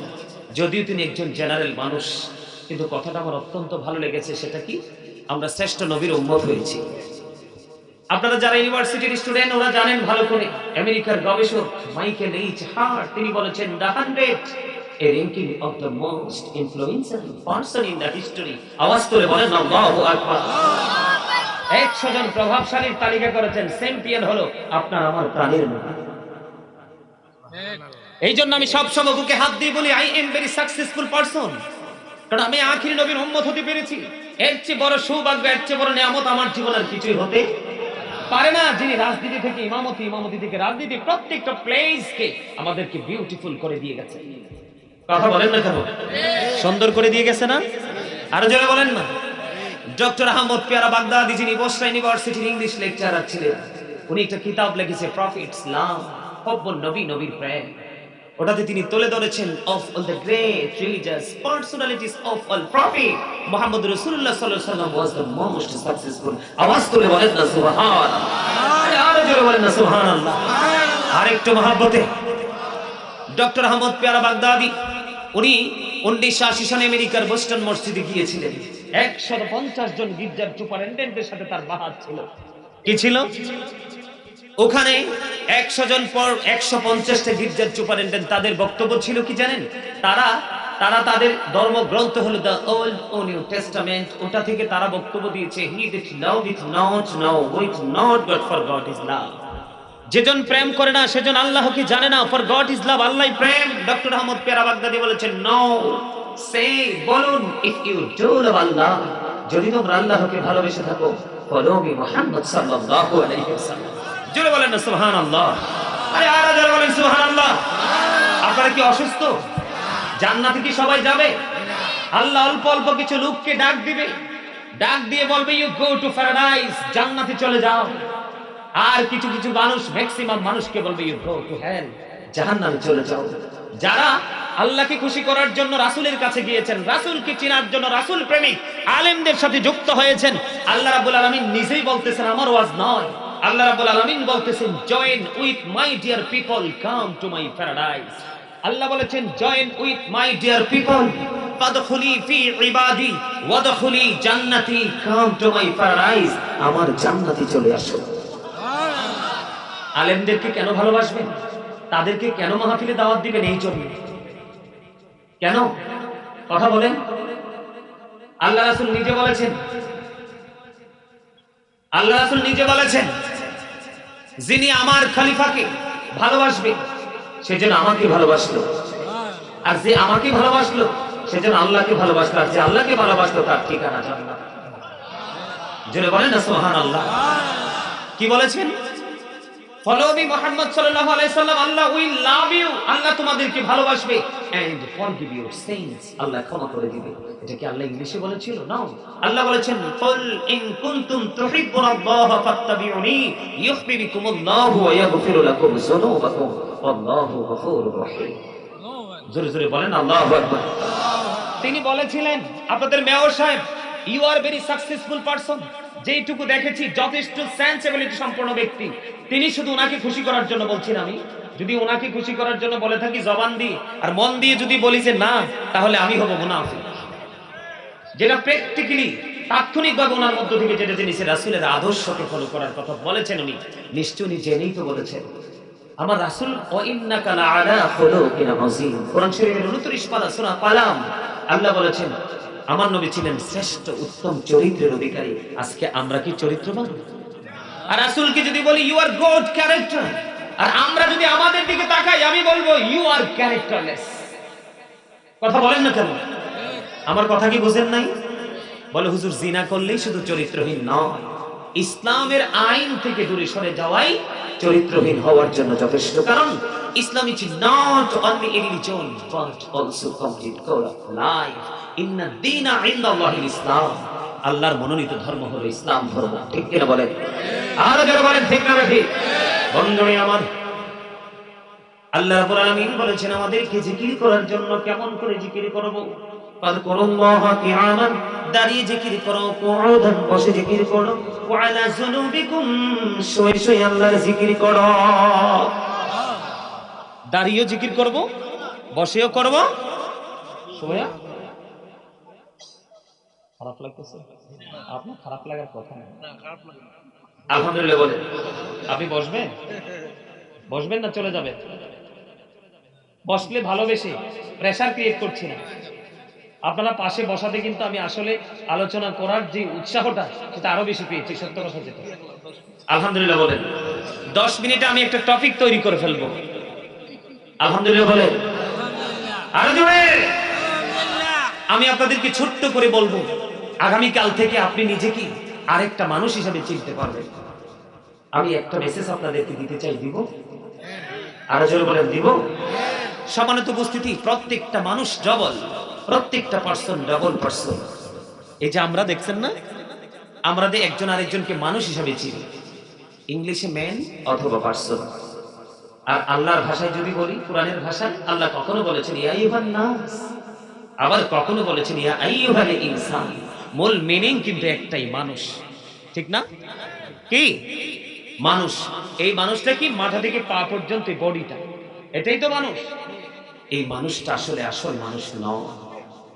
এই মানুষের ভিতর আরেকটা মানুষ আছে, সেটাকে আল্লাহর কোরআনের ভাষায় বলা হয় রূহ, ইংলিশে এটাকে বলা হয় সোল, বাংলাতে এটাকে বলা হয় আত্মা। সে the soul is the word of my lord, past tense, present tense, future tense, অতীত আলমে আরোহা, বর্তমান পৃথিবী, ফিউচার ভবিষ্যৎ, বর্জকে জীবন, কবর থেকে পুরো জীবনটা। এখানে আসার মানে কি জানেন? এখানে আসার মানে হলো যেদিন আপনার আমার দেহে রুহু ছিল না, সেদিন কিন্তু আপনি আমিও ছিলাম না। আজকে আপনার আমার মাঝে রুহু আছে, আপনি আমিও আছি। কিন্তু যেদিন আপনার আমার মধ্য থেকে পাখিটা উড়াল দিয়ে যাবে, সেদিন কিন্তু I will dead, you are dead. আপনি আমি আমরা সবাই কি মৃত? কি মৃত? তাহলে এখান থেকে কি বোঝা যায়? মানুষের আসল সত্তা কি তার আত্মা নাকি তার দেহ? আত্মা। এই তো দাদা ঠিক আছে, আলহামদুলিল্লাহ বলেন। মানুষের আসল সত্তা কি? এখানে আপনার দেহ আছে, কিন্তু মনটা উদাসীন হয়ে চারপাশ ছোটাছুটি করছে। আপনি এখানে বসে কিন্তু কোনো ফায়দা নাই। এখানে দেহ এবং আত্মা নিয়ে একটুখানি সময় বসবেন। কি করবে? একটুখানি বসবেন। আল্লাহ এবং আল্লাহ রাসূলকে পাওয়ার জন্য আলেমকে ভালোবাসতেই হবে, কারণ এছাড়া আপনার বিকল্প কোনো রাস্তা নাই। তো আছে কোনো রাস্তা? কথা বলেন, আছে রাস্তা? নেই। এই ভালোবাসা আপনাকে, আমরা সবাই জানি আপনাদের এলাকায় কবর আছে না? আছে না কবর? কবরে সবাই দেখেন আপনারা, কবরটা খনন করে বাঁশের ছাউনি দিয়ে মাটি দিয়ে আমরা ফিল আপ করে দিই, ভিতরের খবর কি আমরা রাখি? কিন্তু আল্লাহ কি চমৎকার ভাবে বলতেছেন জানেন? আল্লাহ রাব্বুল আলামিন বলতেছেন যে join with my dear people, come to my paradise. আমার প্রিয় লোকেদের সাথে যুক্ত হও আর আমার জান্নাতে চলে আসো। ওখানে গেলে কি হবে? আল্লাহ রাব্বুল আলামিন বলেছেন ইনদা রাব্বিহিম ইউরযাকুন। আল্লাহ বলেছেন যে রিসিভ ফুড ফ্রম আল্লাহ। আল্লাহ আল্লাহর প্রিয়জনদের জন্য জান্নাত থেকে খাবার পাঠিয়ে দেয়, আর তারা তাদের আপন আপন রওজায় কবরে তারা জান্নাতি খাবার ভক্ষণ করে। ওয়াসকা আল্লাহ কি চমৎকার না? আর যারা আলেমদের থেকে দূরে থাকবে, নিজেরা ধর্ম সম্পর্কে দিন সম্পর্কে কোনো ইনস্ট্রাকশন জীবনে নেবে না, তারা কিন্তু সেই পথে চলতেও পারবে না। তাদের ঠিকানা হবে কোথায়? কবরে। কিন্তু এই কবরে, কবর কিন্তু একটাই, কবর কি একটাই, তার জন্য কিন্তু জাহান্নাম হবে। এটা আমি বলিনি, আমার রাসূল বলেছেন আল কবরু রাজাতুন মিন রিয়াদিল জান্নাতি আও হুফরাতুন মিন হুফারিন নার। আল্লাহু আকবার। কবরটা জান্নাতের একটা বাগান হবে, জাহান্নামের একটা গর্ত হবে। নেগেটিভ এন্ড পজিটিভ, ঠিক কিনা বলেন? আপনারা কোনটা নেবেন? জান্নাত পজিটিভ, ঠিক কিনা বলেন? আপনারা বলতে পারেন না? বোঝে না, বোঝে না, বোঝে না। এই তো আমার দাদা কিন্তু ঠিক কথা বলছে, একদম কারেক্ট কথা বলেছেন। বোঝে না, আসলেই সত্য কথা বলেছেন। কবরটা দুইটা হবে, জান্নাত এবং জাহান্নাম। আমরা জান্নাতি হতে চাই না? এই যে আপনাদের মেয়র সাহেব, আপনাদের পুরো এরিয়াটাকে উনি টেক কেয়ার করে না?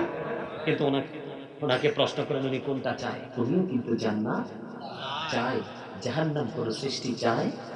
কিন্তু জান্নাত কি এত সহজ? জান্নাত কি এত সহজ? বন্ধুরে আমার, মহিলাদের নারী পর্দা নিয়ে আর কিছু বলবো না। এবার সবচেয়ে বড় ভয়ঙ্কর যে পর্দার খবর হলো, সেটা হলো পুরুষের পর্দা। এই খবর আপনারা জানেন কিনা জানি না। আল্লাহ কোরআনে বলেছেন লিবাসুত তাকওয়া যালিকা খায়র। আল্লাহর কাছে সবচেয়ে উত্তম পোশাক হলো তাকওয়ার পোশাক। এই পোশাক পুরুষের জন্য ফরজ করে দিয়েছেন। উপর দিয়ে নাভি বরাবর, কি বরাবর? উপর দিয়ে নাভি বরাবর, অথবা নাভির উপরে, আর নিচের দিক দিয়ে বন্ধু টাকনোর উপরে। এইটুকু সীমাবদ্ধ রেখে পোশাক পরা পুরুষের জন্য ফরজ। এই সীমানা যদি অতিক্রম করে তাহলে এটা হবে হারাম। নাউজুবিল্লাহ বলেন না? আরো জোরে বলেন নাউজুবিল্লাহ। আল্লাহ রাব্বুল আলামিন তিন শ্রেণীর মানুষকে ক্ষমা করবে না, তাদের কাল হাসরের দিন তাদেরকে দয়া করবে না। এর মধ্যে এক শ্রেণীর মানুষ হলো বন্ধু, যেই পুরুষেরা অহংকার করে করে টাকনো নিচে ঝুলিয়ে ঝুলিয়ে পোশাক পরে। নাউজুবিল্লাহ বলেন না? এখনকার ছেলেদের পোশাকটাকে নাভির নিচে নাও পড়ে, আর জোরে, এটা এতটাই নিচে হাজার চেষ্টা করলে উপরে ওঠে না।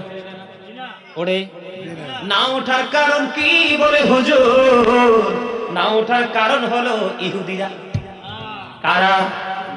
ওই যে সাদা সাদা কুকুরগুলো, ইসরায়েল নামক জায়গা, সাদা সাদা কুকুরগুলো মুমিনদেরকে হত্যা করে দিচ্ছে, ফিলিস্তিনের সামরিক বেসামরিক মানুষগুলোকে, ঠিক কিনা বলে? ফিলিস্তিনের মানুষ হলো মুমিন, আর ওগুলো হলো ইহুদি। যোগে যোগ, ঠিক কিনা বলে?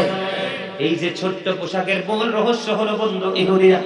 হিন্দু খ্রিস্টান বেঈমান কাফের মুশরিকেরা বন্ধু, এগুলোকে আমি সাদা কুকুর বলি। কি কুকুর? যেই সাদা সাদা কুকুরগুলো 61 হিজরিতে রাসূলের কলিজার টুকরাকে বাগান থেকে ছিঁড়ে নিয়ে গিয়েছিল। এর মধ্যে অন্যতম হলো ইমাম হুসাইন রাদিয়াল্লাহু তাআলা আনহু, যার সম্পর্কে আমার নবী বলেছেন আল হাসান ওয়াল হুসাইন সাইয়্যিদা শাবাবি আহলিল জান্নাহ।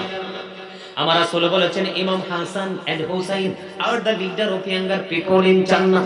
আমার নবী বলেছেন ইমাম হাসান হুসাইন দুই ভাই জান্নাতে যুবকদের সরদার। এরে যুবক, নবীকে ভালোবাসো, ইমাম হাসান হুসাইনকে ভালোবাসো, তোমার ঠিকানা হবে জান্নাত। রিসিপশনে তোমার জন্য রাসূলের কলিজার টুকরা দুইজন দাঁড়িয়ে থাকবে। আমার আলোচনা সেই দিকে না। 61 হিজরিতে কুকুরগুলো ইয়াজিদ বাহিনী বন্ধু নবীর আওলাদকে হরণ করে নিয়েছিল, আহলে বাইতকে, ইমাম হুসাইনের সঙ্গীদেরকে। তেমনি ভাবে সাদা সাদা কুকুরগুলো ফিলিস্তিনিদেরকে নিয়ে যাচ্ছে, ঠিক কিনা বলেন? বন্ধুরে আমার, এই যে সাদা সাদা এই যে ছোট্ট পোশাকের কাছে এই জন্য আমি এসেছি। আমার দিকে তাকান, হাজার চেষ্টা করলেও বন্ধু প্যান্টটা উপরে উঠবে না, ছেড়ে ফেলতে হবে। এখন আবার ডিজিটাল পদ্ধতি হলো হাঁটু ছিঁড়া। আরো জোরে বলেন। হাঁটু ঢেকে রাখা মুমিনের জন্য ফরজ। কি? এইটা ঢেকে রাখা মুমিনের জন্য ফরজ। ও বন্ধু, তুমি একজন মুসলমান, কেমন করে ইহুদি কালচার তুমি তোমার মধ্যে নিয়ে আসলা?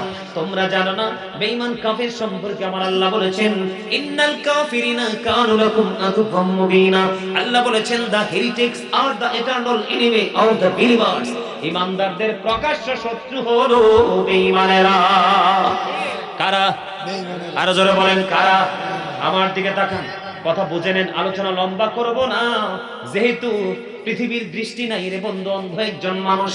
শেখ সাহেব মাহফিল করাচ্ছে, আমরা এসেছি এই মাহফিলটাকে একটু সুন্দর করে যেন আপনারা মনে রাখতে পারেন, ওনাকে আরো বেশি স্মরণ রাখতে পারেন যে অন্ধ মানুষ মাহফিল করলে একজন বক্তা এনেছে। তত্ত্বগুলো এই জন্য দিচ্ছি, বর্তমান সমস্যা আছে না নাই? এগুলো আমাদের সমাজের জন্য, মুসলমানের জন্য সবচেয়ে নোংরা জিনিস। আমাদের বাংলাদেশের কানায় কানায় ছিল কোরকানিয়া মাদ্রাসা তারমানি মুক্ত, এখন আছে কানায় কানায় কিন্ডারগার্টেন। ইহুদিরা কৌশল করে ইংলিশ মিডিয়াম ঢুকাইয়া বক্তব্যকে জবাই করেছে। মুসলমানের জন্য মুখের পবিত্রতা বৃদ্ধি করার জন্য, দুর্গন্ধ দূর করার জন্য নবীজি শিক্ষা দিয়েছেন মেসওয়াকের কথা। এখন মেসওয়াক এখনকার যুগের ছেলেরা চিনেই না। ব্রাশ আবিষ্কার করেছেন বেঈমানেরা, ঠিক কিনা বলে? তেমনি ভাবে নারীদের জন্য পাতলা পোশাক, আর পুরুষদের জন্য উপর দিক দিয়ে নাভির নিচে, নিচের দিক দিয়ে টাকনোর নিচে জাহান্নামী পোশাক, এইটাও তৈরি করেছে বন্ধু বেঈমানেরা। কারা? আমার দিকে তাকান, আমি কি বলতে চাই আপনাদেরকে। এর মধ্যে এক শ্রেণীর মানুষ হলো যারা অহংকার করে করে টাকনোর নিচে ঝুলিয়ে ঝুলিয়ে পোশাক পরে। দুই নাম্বার হলো যারা মানুষ বিপদে পড়লে উপকার করে, সুযোগ পাইলে খোটা দেয়। তিন নাম্বার হলো ব্যবসায়ী, যারা ব্যবসার মাধ্যমে কাস্টমারের চোখকে ফাঁকি দিয়ে, মিথ্যা প্রতিশ্রুতি দিয়ে কাস্টমার থেকে টাকা হাসিল করে। বর্তমানে বাংলাদেশের পরিস্থিতি হলো সেই রকম, ঠিক কিনা বলে? আমার কথাগুলো অনেকের কাছে খারাপ লাগতে পারে বন্ধু, আমি কাউকে মিন করে বলছি না, বাস্তবতা নিয়ে কথা বলছি। আমার দিকে তাকান, আমার দিকে তাকান, এই পোশাকটার অপকারিতাটা কি, ক্ষতিটা কি? বুখারী শরীফের মধ্যে এসেছে, যেই পুরুষের পোশাকটা টাকনোর নিচে থাকবে, লুঙ্গি হোক, পেন হোক, পায়জামা হোক, সেই বুখারী শরীফে এসেছে হাদিস কানা জাহান্নামে যাইতে হবে। শুধুমাত্র পোশাকটার কারণে। আল্লাহর হাবিব মসজিদের মধ্যে বসে আছে, একজন ওই ব্যক্তি এসে বন্ধু নামাজের নিয়ত করলেন। খেয়াল করবেন, আমার দিকে তাকাবেন। নামাজের নিয়ত করে ফেললেন, কি করলেন? নবীজি তার দিকে তাকায় দেখলেন তার পোশাকটা টাকনোর নিচে পড়ে আছে। আমার নবী বললেন, তুমি ওযু করে আসো। তিনি কিন্তু নামাজের নিয়ত বেঁধে ফেললেন। নবীজি বললেন, তুমি ওযু বানিয়ে এসো। তিনি কি করলেন? ওযু বানাতে গেলেন। এখন নামাজ কিন্তু ভেঙে ফেলছে। দেখেন পোশাকের গুরুত্বটা কত বেশি। এই জন্য বন্ধু মানুষ নামাজ পড়ার পরে মিথ্যা কথা বলে, নামাজ পড়ার পরে সুদ খায়, নামাজ পড়ার পরে ঘুষ খায়, বা নামাজ পড়ার পরে মানুষের ক্ষতি করার চেষ্টা করে। তার মানে হলো নামাজটা শুধু পড়লেই চলবে না, নামাজের ভিতরে বাহিরে যত সমস্যা সেগুলোকে আগে সমাধান করতে হবে, তারপরে নামাজ পড়েন আপনি হবেন মুমিন। কারণ বন্ধু আমি আপনার কথা মানতে পারবো না। সূরা আনকাবুতের মধ্যে আল্লাহ বলেছেন, ইন্নাস সালাতা তানহা আনিল ফাহশাই ওয়াল মুনকার। নামাজ মানুষকে খারাপ কাজ থেকে বাঁচায়, ঠিক কিনা বলেন? আপনি নামাজ পড়লেন, খারাপ কাজ থেকে বাঁচতে পারলেন না, বুঝতে হবে গো আপনার নামাজ আল্লাহ পর্যন্ত পৌঁছায় না। কথা বলেন, আমার দিকে তাকান, আমি ছোট্ট করে বলছি বন্ধু। এবার কি করলেন? তিনি ওযু করতে গেলেন, আবার এসে তিনি নামাজের নিয়ত বাঁধলেন, কিন্তু টাকনোর নিচের পোশাকটা নিচেই রয়ে গেল, উপরে উঠালেন না। আবার নামাজের নিয়ত বাঁধলেন, নবীজি বললেন, তুমি আবার ওযু করে আসো। তিনি আবার নামাজের নিয়ত ভেঙে ওযু করতে গেলেন। বন্ধু দুইবার তিনি ওযু করতে গেলেন। তৃতীয়বার নবীকে প্রশ্ন করা হলো, আরেকজন প্রশ্ন করলো, ইয়া রাসূলুল্লাহ বারবার কেন বলছেন গো তাকে ওযু করার জন্য নবী? এবার আমার নবী বললেন, সে যে পোশাক পরে নামাজ পড়তেছে, এই পোশাক পরে কিয়ামত পর্যন্ত নামাজ পড়তে পারবে, তার নামাজ আল্লাহর দরবারে কবুল হবে না, কারণ তার পোশাকটা টাকনোর নিচে। বুঝে আসছে কিছু? Very hard. আবু বকর সিদ্দিক রাদিয়াল্লাহু তাআলা আনহু বললেন, ইয়া রাসূলুল্লাহ আমি তো আমার পোশাকটা টাকনোর উপরেই রাখি, কিন্তু মাঝে মাঝে লুজ হয়ে টাকনোর নিচে চলে যায়। নবী গো আমিও কি সাজার অন্তর্ভুক্ত হব? এবার আমার নবী একটা ডাক দিয়ে বললেন, আবু বকর গো যারা অহংকার করে সুস্থ মস্তিষ্কে ইচ্ছে করে করে লুঙ্গি, প্যান্ট, পায়জামা টাকনুর নিচে ঝুলিয়ে ঝুলিয়ে পড়ে, ওদের ঠিকানা হবে জাহান্নাম। কিন্তু যারা সব সময় টাকনুর নিচে উপরে পড়ে, কিন্তু মনের অজান্তে নিচে গেল, যখন দেখলো নিচে চলে গেছে, আবার তিনি হুট করে উপরে উঠাইলো, ওই ব্যক্তি সাজার অন্তর্ভুক্ত হবে না। কারণ তার মধ্যে আছে আল্লাহর ভয়। কার ভয়? যখন আল্লাহর কথা মনে হলো, আল্লাহ তো বলছে এটা নিচে রাখা যাবে না, উপরে উঠাই ফেলি, তার মানে কি? এটার প্রমাণ অত্যন্ত চমৎকার দলিল হলো আল্লাহ বলেছেন আল্লাযীনা আমানু, যারা ঈমান এনেছে, ওয়া কানু ইয়াত্তাকুন, এবং তাকওয়া অবলম্বন করেছে, লাহুমুল বুশরা, সবচেয়ে বড় মজার খবর তাদের জন্য সুসংবাদ, ফিল হায়াতিদ দুনিয়া, দুনিয়ার জীবনে, ওয়া ফিল আখিরা, এবং পরকালের জীবনে। ঈমান আনার পরে যদি আল্লাহকে কেউ ভয় করতে পারে, কি করতে পারে? ভয় করার করতে পারে, শুধু ভয়। এইদিকে তাকান, আল্লাহর প্রতি যদি আপনার সিনায় ভয় থাকে, আপনি মনে করবেন তাহলে আপনি সাকসেস। এটা আমার কথা না, আল্লাহ বলেছেন লাহুমুল বুশরা, তাদের জন্য সুসংবাদ, ফিল হায়াতিদ দুনিয়া, দুনিয়ার জীবনে, অফিল আখিরা, এবং পরকালের জীবনে। আমার কথা আপনারা বুঝতে পারছেন? এর মধ্যে আরো কিছু আছে, আমি আপনাদেরকে বলি, আপনারা মনে মনে ভাববেন, বলে হুজুর নিচে দিয়া টাকনুর উপরে উঠাই ফেলবো, আমি মাইন্না নিলাম, আমি মেনে নিব, কিন্তু আল্লাহ তো কন্ডিশন দিয়েছেন কয়টা? কয়টা? এখন উপর দিয়া যে নাবির নিচে, এটা কেমনে বৈধ করবেন? হাজার চেষ্টা করলেও এটা উপরে উঠবে না। বেঈমানেরা কৌশল করে বানাইছে মুসলমানকে ধ্বংস করার জন্য। কি করার জন্য? তাহলে এই প্যান্ট কি পরবেন? আরো জোরে। লাল জামা, পুরুষদেরকে বলে দিচ্ছি, লাল জামা কোনোদিন পরবেন না। কি করবেন না? আরো জোরে। লাল জামা পরবেন না, কারণ লাল পোশাক পরা পুরুষের জন্য মাকরুহে তাহরিমি, হারামের অন্তর্ভুক্ত, এটা নারীদের জন্য বৈধ। ভুলেও লাল জামা, রেশমি কাপড় এবং স্বর্ণ, কি আরো জোরে বলেন, স্বর্ণ এক সুতা পরিমাণে, এক আনা পরিমাণে, এক রতি পরিমাণও পড়তে পারবেন না। পুরুষের জন্য এটা হারাম, নারীর জন্য বৈধ। কথা কি বুঝতে পারছেন? এক ব্যক্তি নবীজিকে সালাম দিলেন, একবার নবীজি সালামের জবাব দেয় না, আরেকবার সালাম দিলেন, নবীজি সালামের জবাব দেয় না। রহস্য কি? নবীজি সালাম দুইবার দিল, জবাব দেয় না, তার কারণ কি?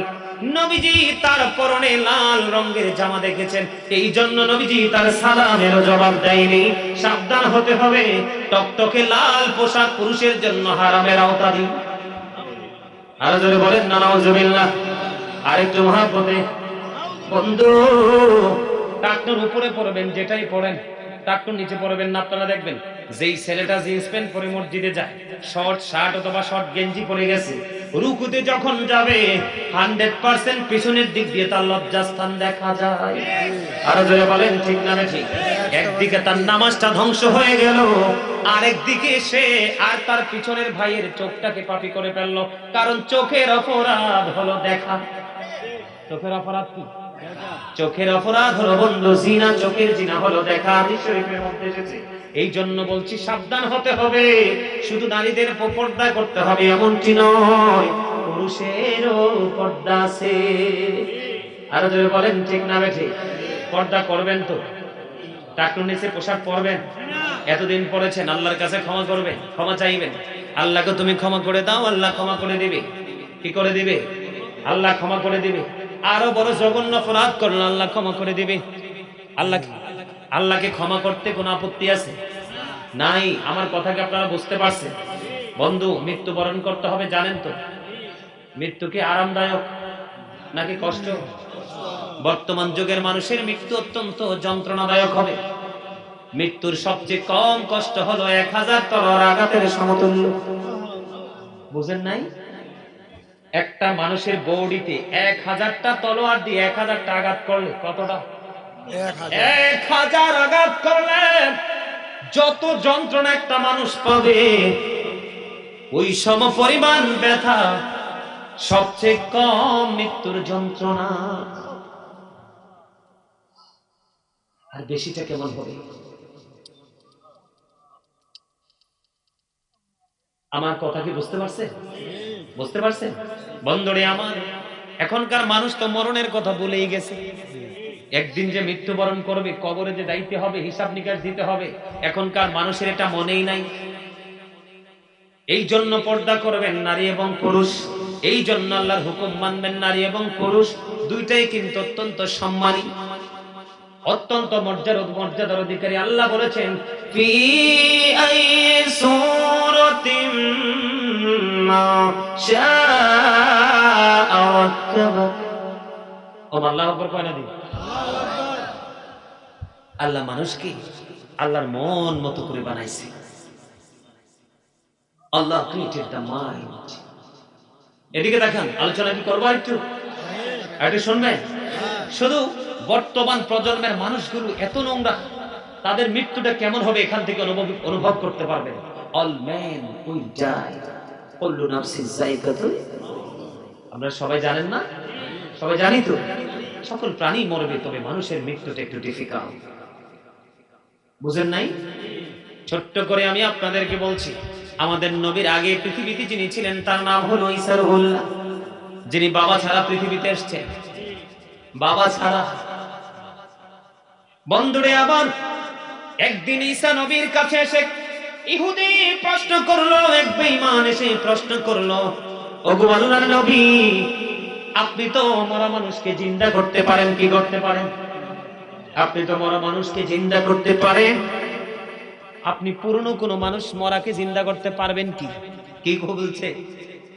পুরনো, তার মানে অনেক দিন আগে যে ইন্তেকাল করেছে, ওই রকম কোন মৃত্যু ব্যক্তিকে জীবিত করতে পারবেন কি? তুমি বলো আমি কাকে জীবিত করব? এবার ওই বেঈমান বলতেছে নূহ আলাইহিস সালামের ছেলে শামকে জীবিত করবেন। এবার দৌড়ে চলে গেল গার মরা মানুষ। একটুখানি বিবেচনা করো, কোথায় যাবে রে? দেহ থেকে পাখিটা গেলে বন্ধু, ঝড় তুফান যতই আসুক, প্রতিকূল অবস্থা যতই আসুক না কেন, আর তো ঘরে ফিরিয়ে নিবে না।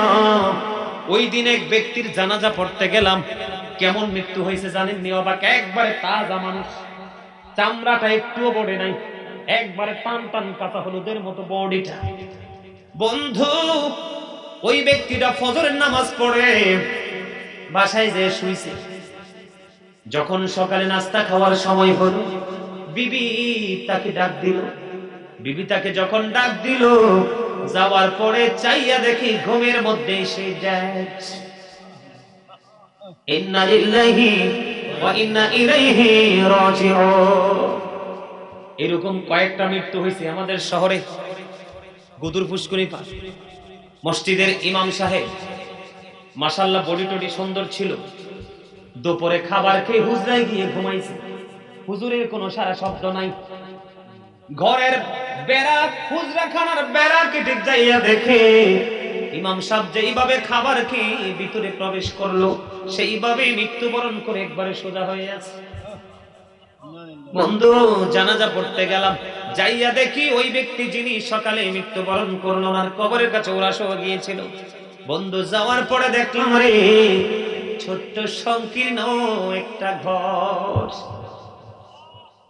কবরের মধ্যে দেখি অনেক, কবরের মধ্যে পানি, এই পানির মধ্যেই কিন্তু লাশটাকে রেখে দিয়ে চলে আসে। কি দারুণ নিষ্ঠুর আচরণ! কত বড় দালালি তার জীবন কাটিয়েছে। আজকে বন্ধু শূন্য হাতে ছোট্ট সংক্ষিপ্ত আগেই মারা গেছে। বন্ধু, কত নির্মম মৃত্যু দেখেছি, কত যুবক বন্ধু চলে যায়, ঠিক কিনা বলে? আমি আপনাদেরকে মনে করে দিতে চাই রে, মৃত্যু বড় ভয়ঙ্কর জায়গা। আপনারা জানেন না, একটা নিকৃষ্ট পাপী লোকের আত্মাটা যখন বের করতে আসে ফেরেশতা, আসার আগে আল্লাহর তরফ থেকে কুদরতি চট নিয়ে আসে, চট সিরিমনি, পাতলা একেবারে বেতের চট, সালার চট নিয়ে আসে। বলে হুজুর কেন গো? চট নিয়ে আসার মানে কি? হাদিস শরীফের মধ্যে এসেছে, কিতাব প্রমাণ করেছে বন্ধু, এই পাপী লোকের আত্মাটা যখন তার দেহ থেকে বের করা হয়, তার আত্মা থেকে এত বেশি দুর্গন্ধ বের হয়, গোটা পৃথিবীর সকল প্রাণীগুলো ইন্তেকাল করার পরে একটা জায়গায় যদি রাখা হয়, রাখার পরে পচে যে দুর্গন্ধটা বের হয়, গোটা পৃথিবীর সকল প্রাণী এর চাইতে ভয়ঙ্কর দুর্গন্ধ বের হয় একটা পাপী লোকের আত্মা থেকে। এই জন্য ফেরেশতারা রূহটা বের হইতে দেরি চট দিয়ে বন্ধু পেঁচিয়ে ফেলে। জোরে জোরে বলেন না নাউজুবিল্লাহ, আরো জোরে বলেন না নাউজুবিল্লাহ। বন্ধুরে আমার, আমি আপনাদেরকে বলে দিতে চাই, কাকে জিন্দা করব? নূহ আলাইহিস সালামের ছেলে শামকে জিন্দা করব। এবার ওই বেঈমানকে নিয়ে নবীজি ঈসা রূহুল্লাহ চলে গেলেন ওই শামের কবরের কাছে। আল্লাহ রাব্বুল আলামিন যে পাওয়ার দিয়েছেন, পাওয়ার তিনি খাটালেন। এবার নূহ আলাইহিস সালামের ছেলে শাম জিন্দা হলো। জিন্দা হওয়ার পরে এবার ওনার চেহারার দিকে তাকায় দেখতেন ঈসা রূহুল্লাহ দাড়ি এবং চুলগুলো সবগুলো পাইকা সাদা হয়ে গেছে। এবার ঈসা নবী একটা ডাক দিয়ে বলল, তোমাদের জামানায় মানুষগুলোর চুল দাড়ি তো পাকতো না, কিন্তু তোমার চুল দাড়ি গুলো কেন পেকে গেল?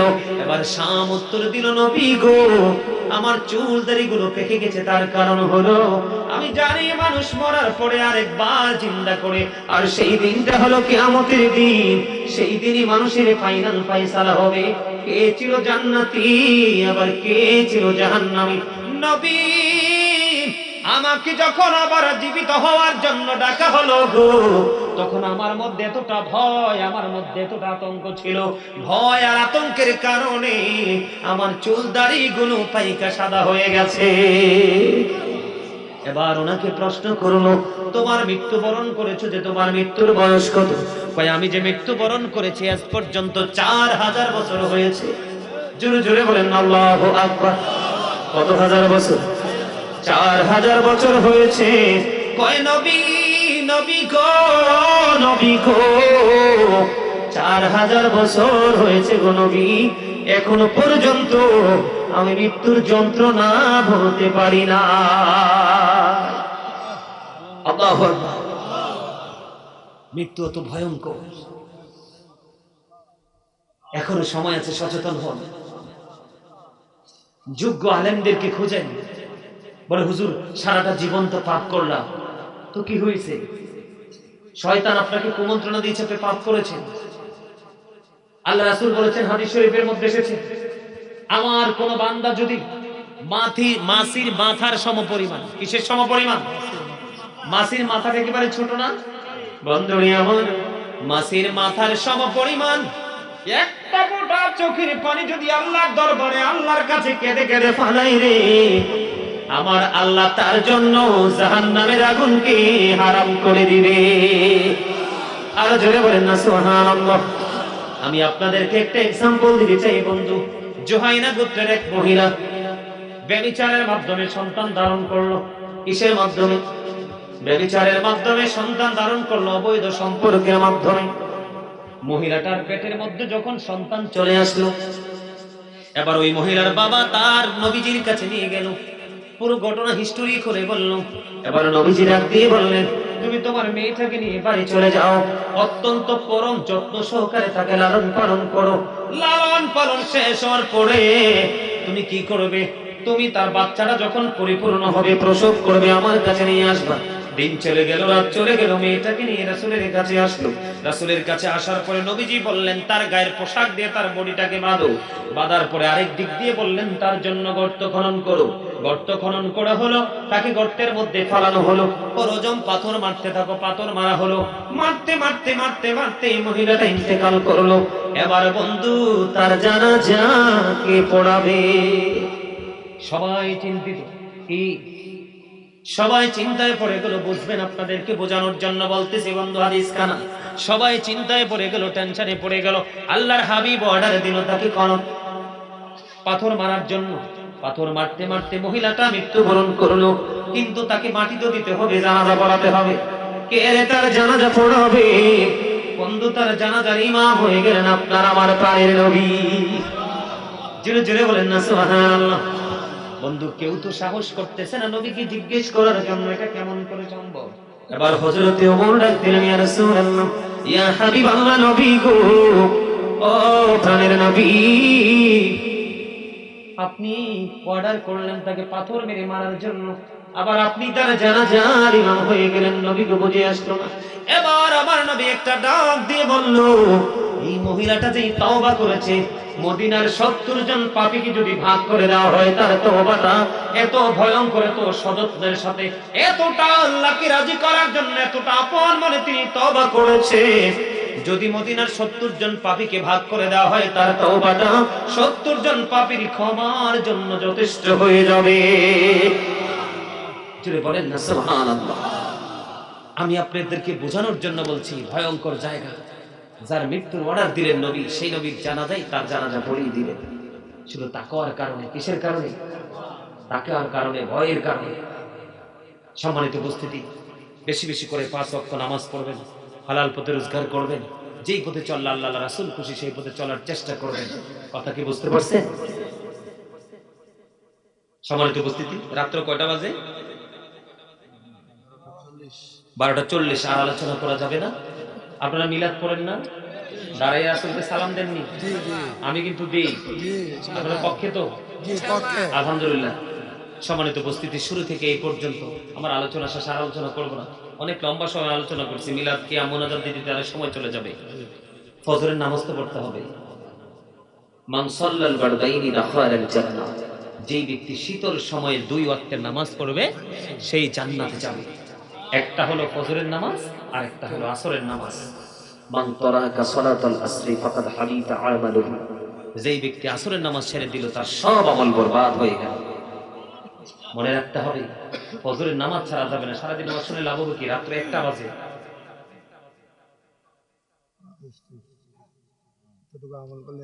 যেই ওয়াজ করেছি আপনাদের এদিকে, আজকে আরেকটা দাওয়াত দিয়ে গেছে আমাকে, আপনাদের এই শ্যাদপুর না কি জানি বলে, এদিকে শ্যাদপুর আছে। আমি এই মাসের 22 তারিখে আসবো।